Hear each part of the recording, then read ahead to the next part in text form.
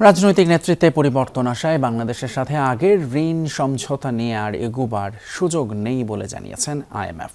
ওয়াশিংটনের সংবাদ সম্মেলনে আইএমএফের যোগাযোগ পরিচালক জুলি কোজাক বলেন, এসব বিষয়ে নতুনভাবে আলোচনা হবে নতুন সরকারের সাথে। রাজস্ব আহরণ, ব্যাংকিং খাত ও মূল্যস্ফীতি নিয়ে এখনও অনেক চ্যালেঞ্জ মোকাবেলা বাকি বলে জানান তিনি। বলেন, বাংলাদেশের সামষ্টিক অর্থনীতি ও রাজনৈতিক পরিবেশ বদলেছে, সেজন্য পুরনো স্কিম ধরে না রেখে নতুন অর্থায়ন নিয়ে আলোচনা জরুরি। তাই আগামীতে এসব নিয়ে যৌথভাবে কাজ করার সুযোগ আছে। আইএমএফ বাংলাদেশের অন্তর্ভুক্তিমূলক উন্নয়নে গুরুত্ব দেয়, পাশাপাশি ঢাকায় নতুন মিশনের সাথে আলোচনায় এসব বিষয়ে গুরুত্ব দেওয়া হবে বলে জানানো হয়। বাংলাদেশের নতুন সরকার নতুন ঋণ কাঠামো নিয়ে আলোচনা করতে চেয়েছে। আমরাও সায় দিয়েছি, কেননা রাজনৈতিক নেতৃত্বের পরিবর্তন আসলে অতীতের হিসেবে আর আলোচনা করা যায় না। তবে আইএমএফ এর অগ্রাধিকার বদলায়নি। রাজস্ব আহরণ নিয়ে অনেক চ্যালেঞ্জ আছে, ব্যাংকিং খাতে সংস্কার আর মূল্যস্ফীতিও বড় মাথা ব্যথা। আগামীতে এসবই গুরুত্ব পাবে।